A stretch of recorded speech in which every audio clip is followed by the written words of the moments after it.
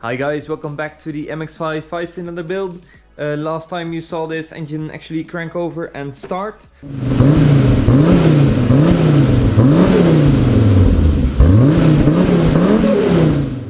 But I probably got a bunch of questions why I haven't driven it yet. That's because I'm still missing a few things. Most notably the brake lines. This is the one for the right front brake caliper, and the other one is the one that normally goes under the car to the rear brakes. I'm going to be running that through the car with my hydraulic e-brake setup. And in this video we're also installing the boost controller, and I also got new motor mounts which are way stiffer. We'll get to that later. So let's get started on the brake lines first.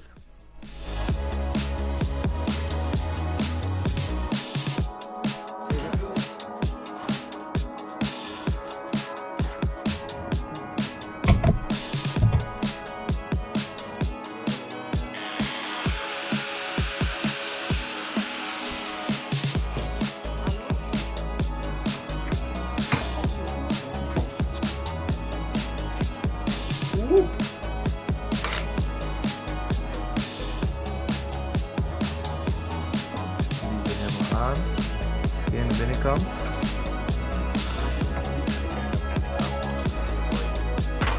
Very nice.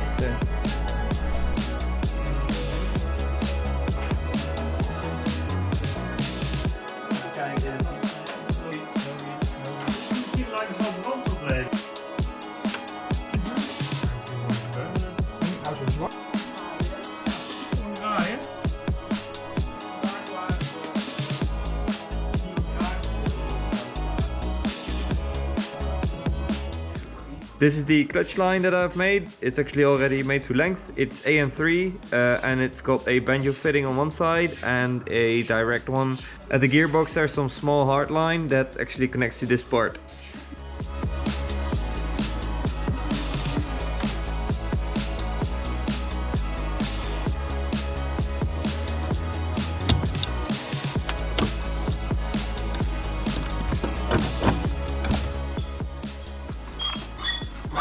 Sorry guys, it's hard to film this.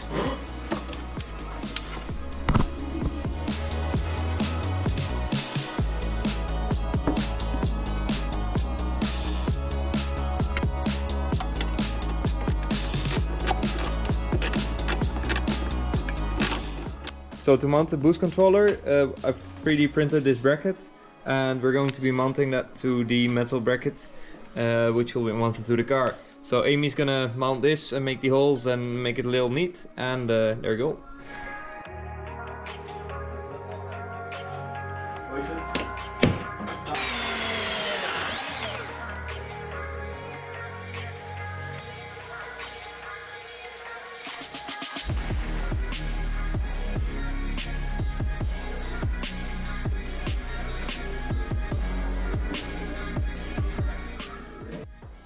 So the bracket is made.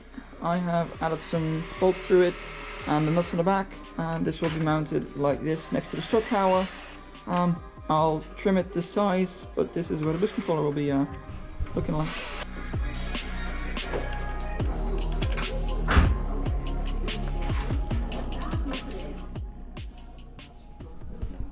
So that's the boost controller mounted, and it has the plug right in here. So I need to wire it up to these wires, which are the ones I used before when it was a 1.6 turbo setup. This is basically a switch 12 volt and the original wire for the charcoal canister solenoid that's also here from stock. And I'll probably do the vacuum lines later when I've actually tuned the car for the first time, because you can mess these up or it can't work, or if it I basically want to run it from wastegate, so if I have any boost cut issues, like infinite boost, so it'll run into boost cut, it'll be something else than the boost controller and the setup and the lines, so it will just be the actuator and the turbo itself. So I'm not expecting to run into boost issues, but that's why I'm still keeping it like this for a minute. I made a little extender harness for the oil temp sensor, which is now located right there. This is just a simple super seal connector. See if I can undo this with one hand. There we go, male to female. This is basically just a little extension, 45 centimeters, and that just clips in here. So now I'm going to make some mounts for this, like one of these P clamps. I'm going to be using this to mount it to the chassis so it's nice and neat, but it's up to the connector. So this is the chassis side of the wiring loom now, and I wanted to take the engine out without having to undo any bolts for the wiring, so just connectors. So I'm gonna mount it to the chassis, make it nice looking neat, and I also will wire up the boost controller. I made this little harness at home. This is the connector, it's the Deutsch 2-pin DT connector size, and this will go behind here like that. And I made this heat shrink, not shrink yet, and I will connect it to the original wires going into the loom right there and make that all nice and looking neat. Of course, I never solder on this car. I only use these open barrel splices, which is the preferred way to do wiring in my opinion, because it's just more reliable and won't corrode.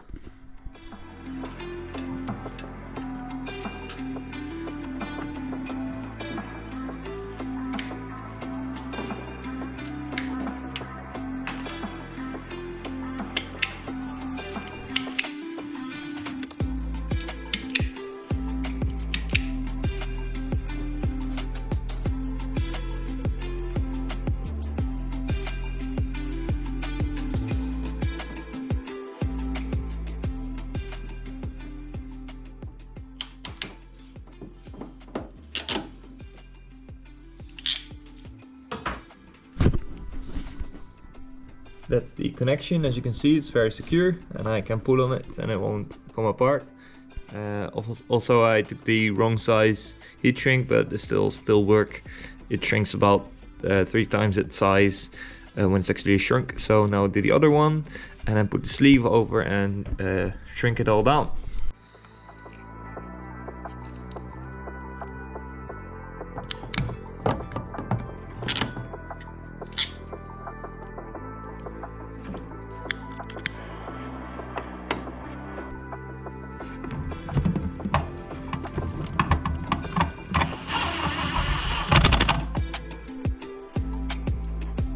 That's the result I was looking for, the boost controller wiring. This is the oil temp pressure and the lambda sensor, which is right here, the plug. There's the pressure sensor plug, and there is the oil temp sensor. And it's all neatly done with these P clamps, which are basically rubber clamps. These are really nice to keep everything neat and tidy. And still need to figure this stuff all out. It should work electrically all, but I need to make it a bit neater because this is just a big pile of shit basically, and there's some other wires that I don't even remember what they are for. But yeah, I've got something special for you guys as well, which I'll show you right now. It's the original valve cover, but done again and 3D printed on my Bamboo Lab printer, and I put some custom text on it, and I'll use the white marker right now to actually make that pop.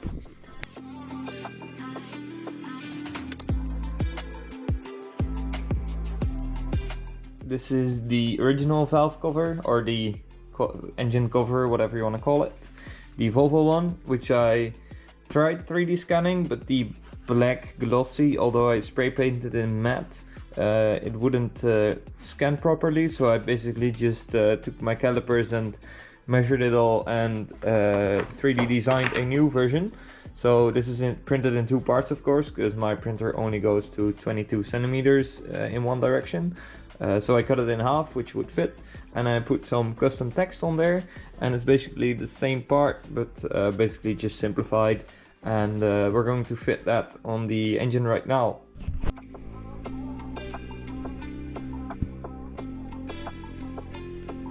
That's so cool.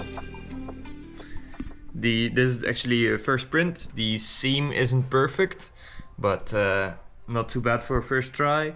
These circles needed a little bit more space, or the diameter needed to be a little bit more for the cutouts, and because it gets pinched just a little bit, and I had to clearance it a bit with the angle grinder to make it not bow too much. But yeah, this is so cool. Got the bolts in. I will need to cover or clearance this one once the hood is on. You'll be seeing the exposed cam gears when the bonnet is actually opened. And I also will print the text in white next time, but this was an 8-hour print, the whole thing, and if I were to print it in black and white text, it would have to change filaments so often that it would take 14 hours for just half, and then 14 more hours for the rear half. So this was worth it doing in black before I actually tried it in the colored one. I actually end up doing the printed letters separate as a separate print, but we'll see how we do that later. For now, we just have to get it driving. This is just a side project, I guess. For the rear, that's what the R is for. It goes through the firewall, so I'm gonna find a spot to drill or get a rubber grommet out. I made the banjo fitting on this side of the brake master cylinder. That's gonna go through the car to my hydro e-brake setup. That's the front line basically. So I'm gonna find a hole to route it through.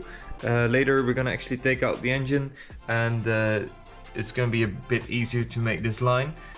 So we'll see how we get there.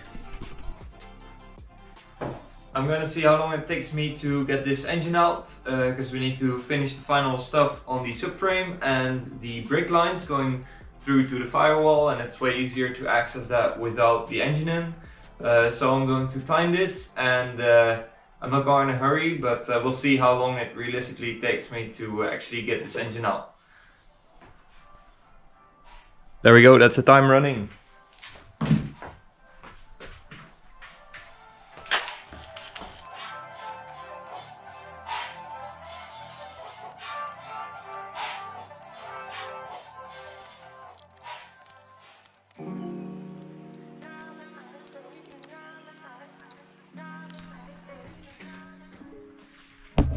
In just 10 minutes, pretty much the whole front is opened, and excluding that the normal bumper has a few more bolts, but that's just like 3 bolts, so that's pretty cool.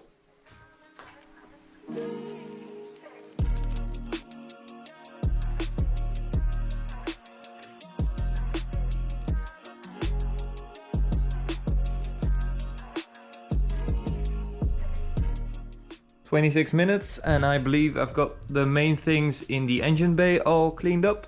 I undid all of the wiring and the fuel system, and I've drained all the coolant, and the whole front is gone. So is the intercooler piping and stuff. And oh, I see one more connector for the lambda sensor. There that goes. So I'm gonna take the exhaust off now.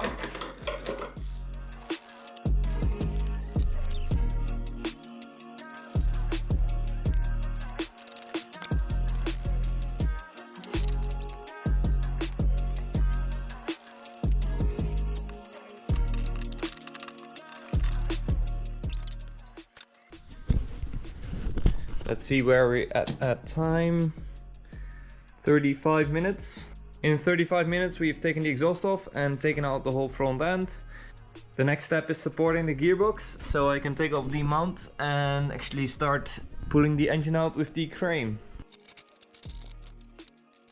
Oba! One of the reasons I can do this pretty quickly is because I know all of the sizes of the bolts and nuts out of my head, because I've done this so many times now, taking it off and putting it back on again. It's pretty much second nature by now. Yeah.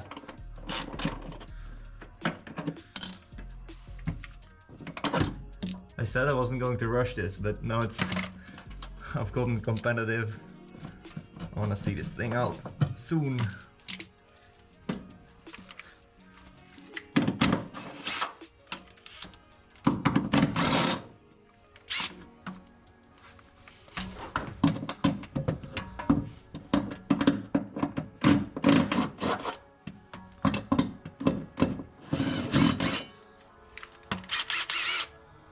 Come on, give me my nut back.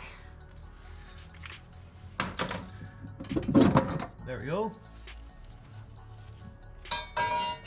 That off to the side.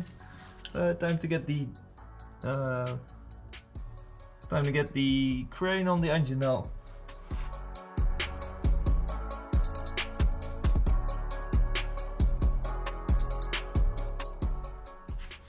We're at almost 45 minutes and the whole engine is basically loose, and now I'm going to pull it out and see if we can have it out within an hour.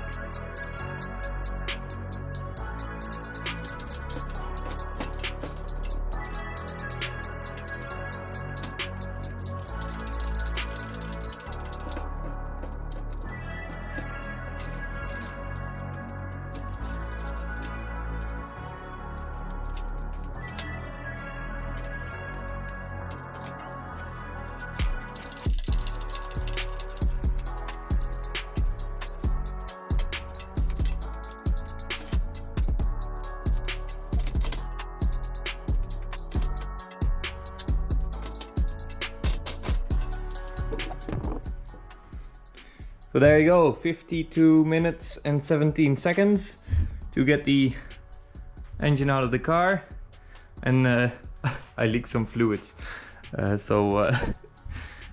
pretty good.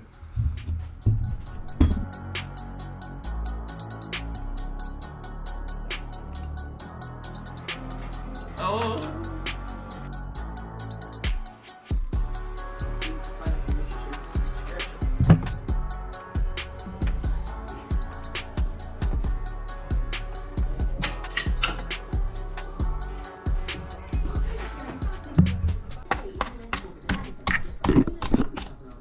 So while Amy is making the plates for the subframe brace, I am currently making the bracket for the fuel pressure regulator. I'm changing it so it allows me to put the brake line going to the hydro through that hole, because I need quite a large hole for the fitting to actually go through once the line is made. So I've modified this and now it fits pretty well. So I'm going to cut it to length at the hydro now. With the line going right there.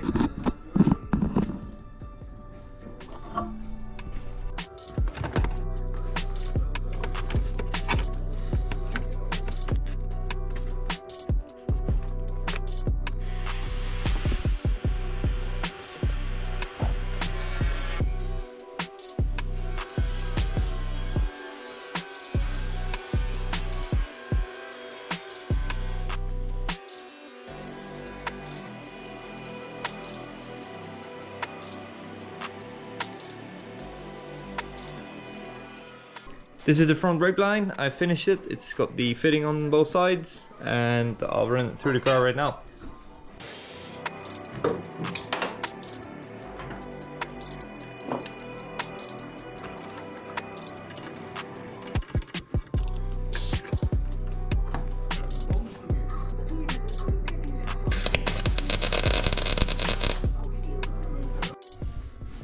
I got the brake line coming through right there, and it comes out here, which is perfect because that's where the hard line begins.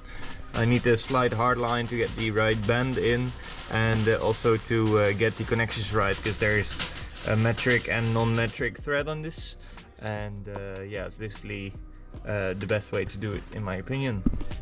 Heb ik 2 remlingen achter moeten maken. Van Wow.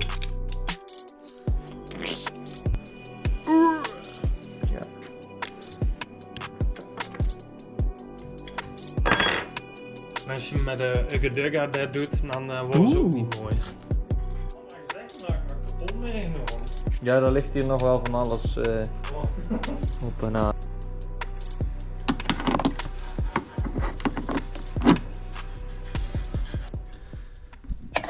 So I have to admit, you saw me make this little line that should have gone like something like this and go back into here, but I made a mistake this is actually the output nut and this is the input.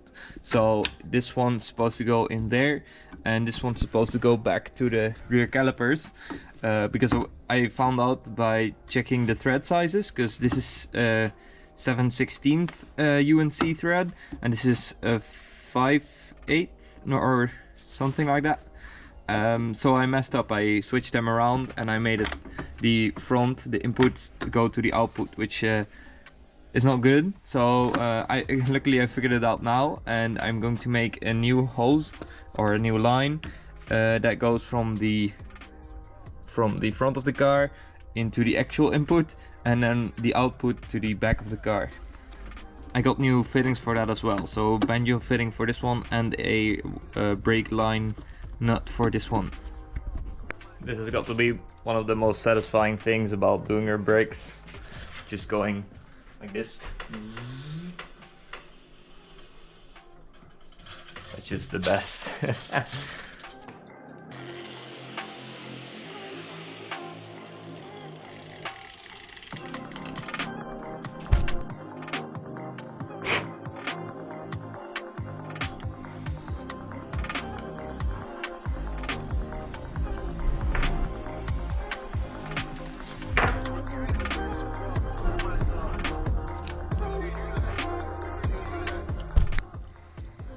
That's perfect.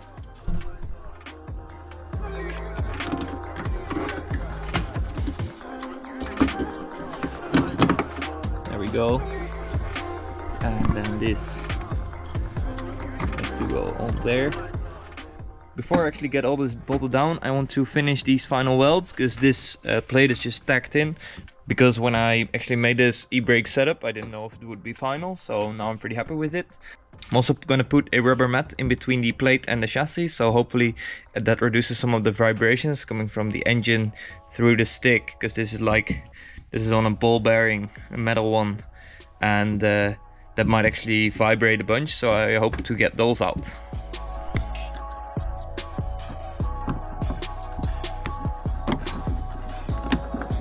Take the knob off and then just drop this, I guess, to the floor. See that? And this comes off like this with a single nut. There we go. And that's the e-brake out. Then the 4 nuts.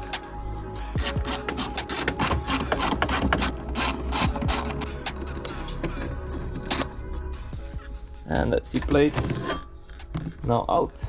As you can see, there it is. Did make this quite nice actually.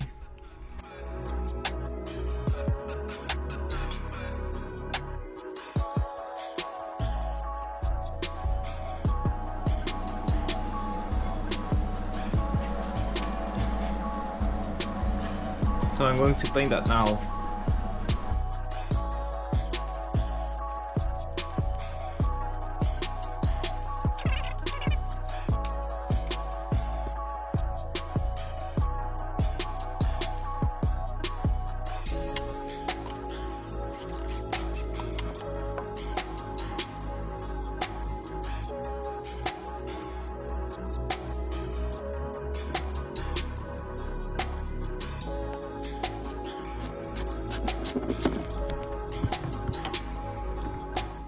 I mark this from the bottom.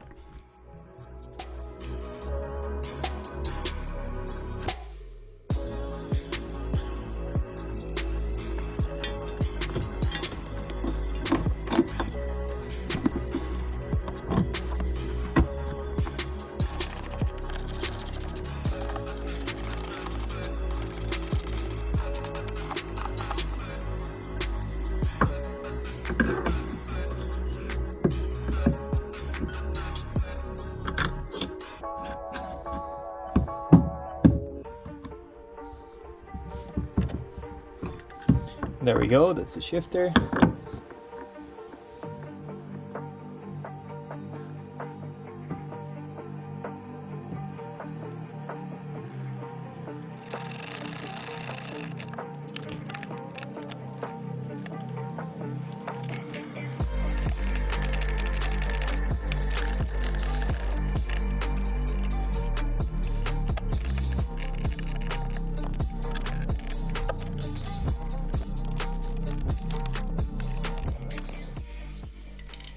This is the rear right distribution block.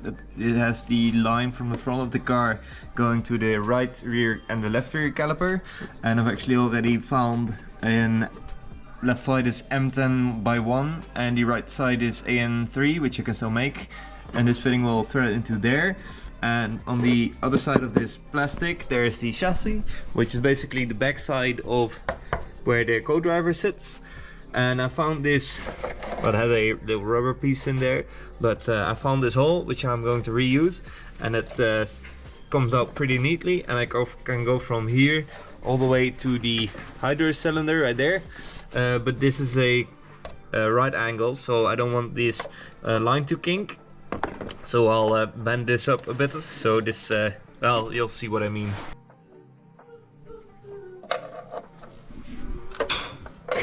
Wow, found a better tool for this application. So just stick it in all the way, and then just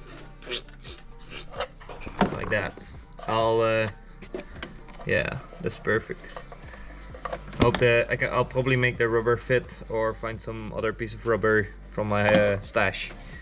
But now it doesn't. It can sit flat like this, and it won't get pinched, which is what I wanted. I'll paint this as well. I drilled a 10mm hole in this rubber, and now it slots in very nicely like that. And yeah, pretty good. I'm happy with that. So I'm gonna make the fitting on that side and trim it to length.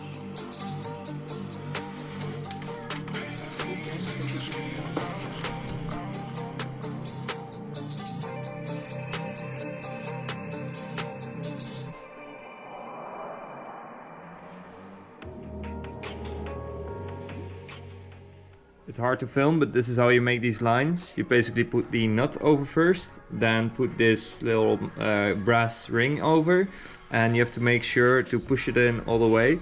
So you can see that the Teflon line on the inside is actually all the way up to the brass. And then you take the fitting and you basically press it in. And this could use some lube, or at least the threads could.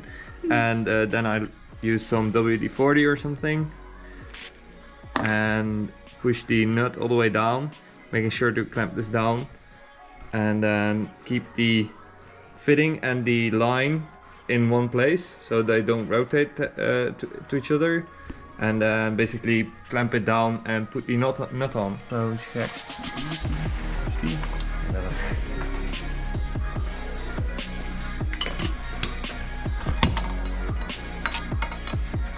Perfect, like that. It doesn't actually have to bottom out, but in this case it kind of did. So that's pretty good. That's the rear fitting, and as you can see I put the rubber on to go through the chassis, and I'll mount this now and we'll get this to cut to length.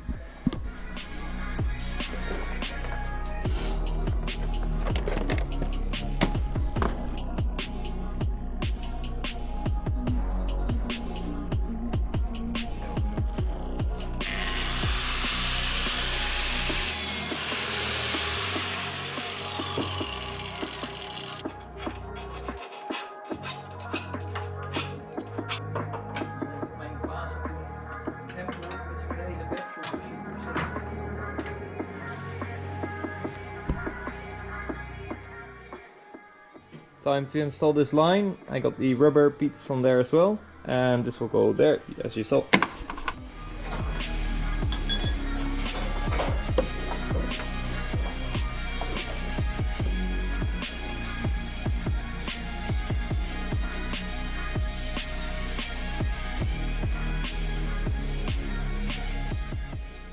And then the final step is to actually hook up the line going to the rear, which is just a bayonet fitting, just like that.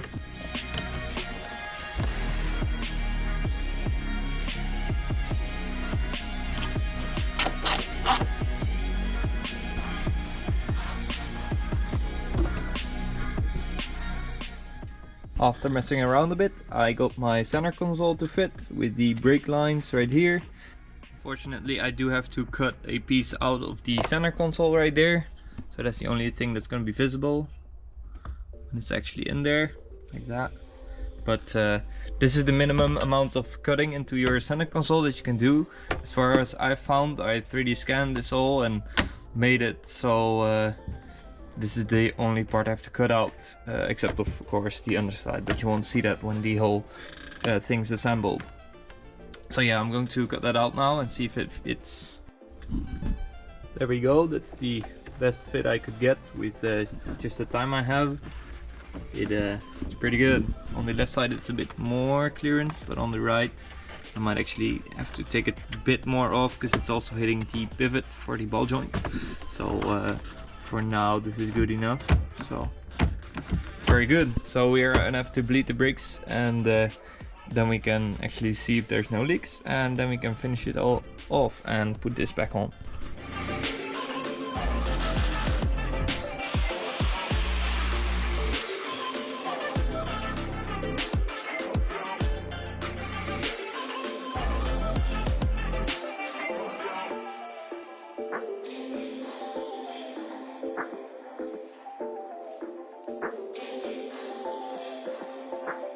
So this is the brake line I made for the front right brakes, from the master to the front right.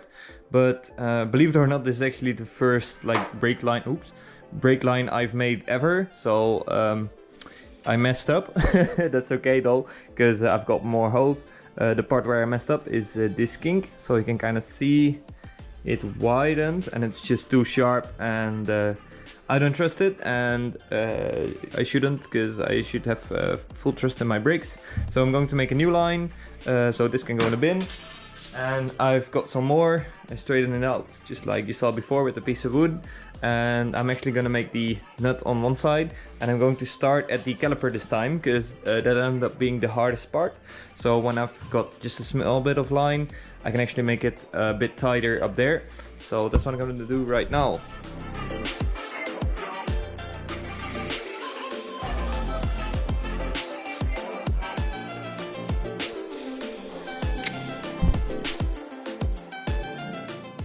I might not have the appropriate cutter for the brake lines, but I do have this, which is arguably better. It's a open end socket wrench for the brake nuts, which is a way to not destroy the nuts and tighten them properly.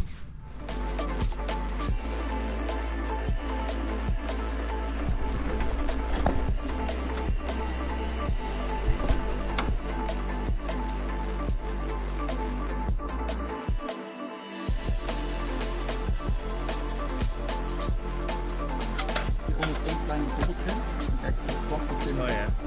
Maar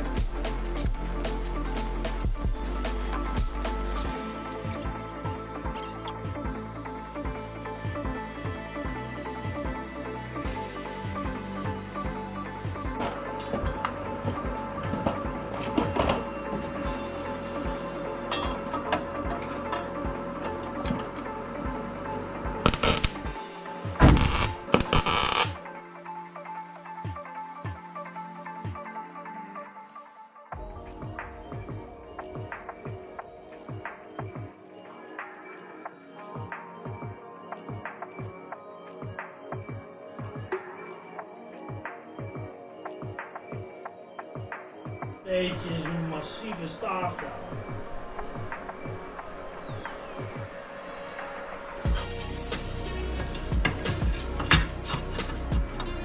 Oh.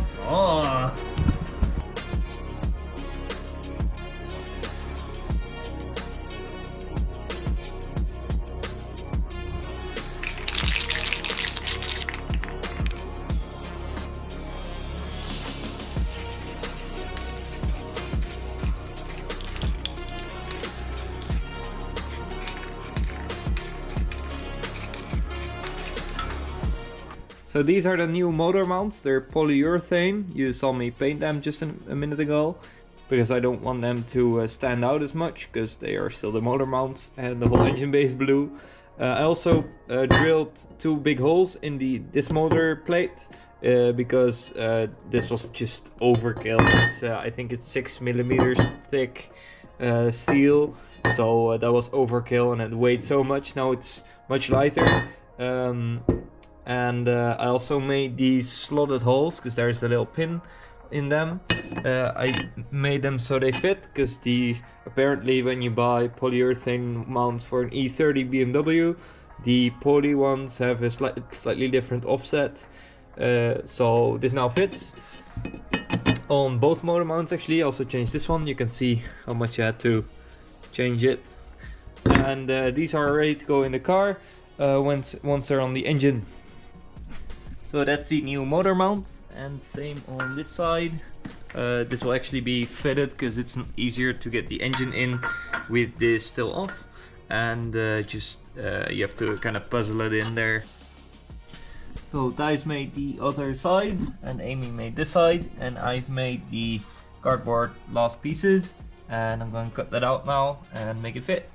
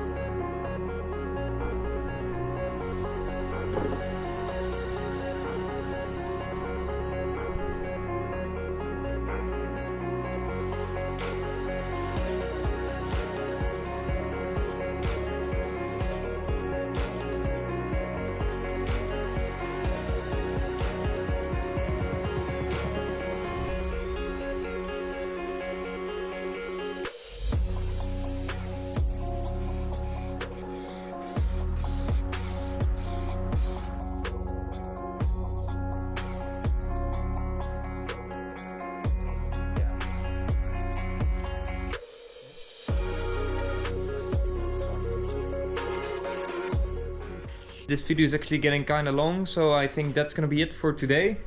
Here's the finished product. It's the front right brake line. It's like factory, so I'm very happy with how that turned out. And this is the Yatajoris setup. I've actually also made the console fit, but we'll have to check for leaks next time because we're gonna still bleed the system. And that's it running to the back. So thank you guys very much for watching. In the next video you will see this thing drive out of this garage. Yeah, I'm really excited for that. Thank you guys for watching, and I'll see you next time.